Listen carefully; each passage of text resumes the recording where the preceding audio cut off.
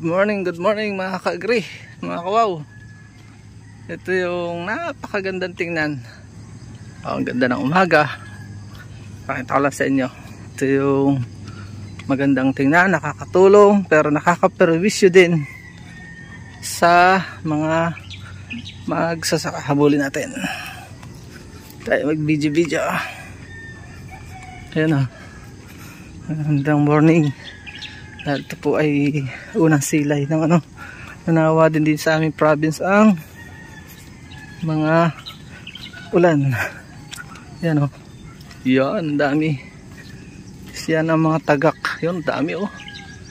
May merwisyo po yan.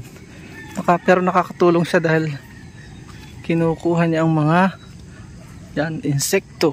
Yan o, yun, nakaganda tayo ng perfect shot. Wow. Yun, lumayas na.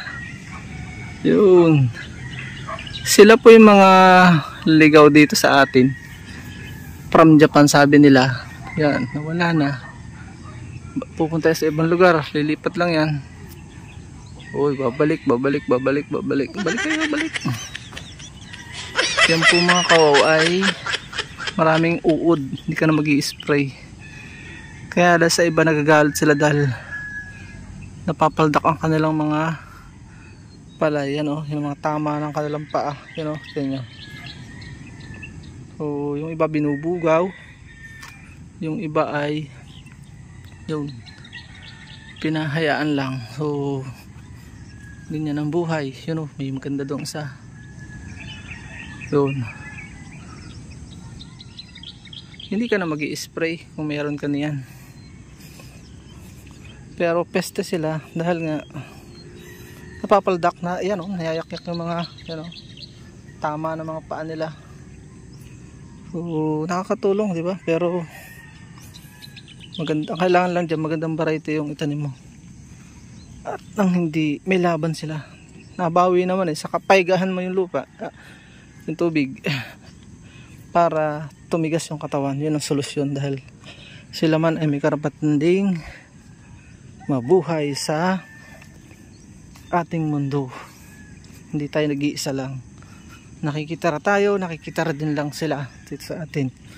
Tungkulin natin silang alagaan din. So, dahil nga ako ay against na sa lason, bagaman ako nagbenta dati, pasintabi sa ating mga ka-agri, kawaw, na naglalason, nagtitinda ng lason, talaga namang nilikha tayong walang lason. So, nakakatulong po sila.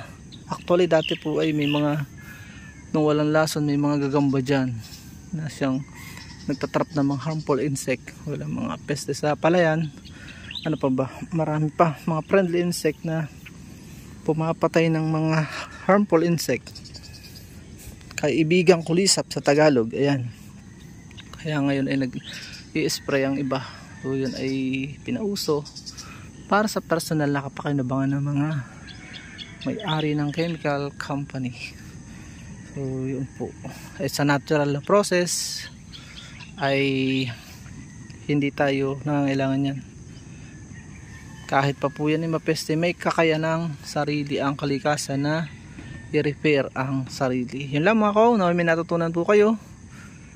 Mahalin din natin ang mga ibon, mga tagak, dahil sila man ay dayuhan sa ating bansa.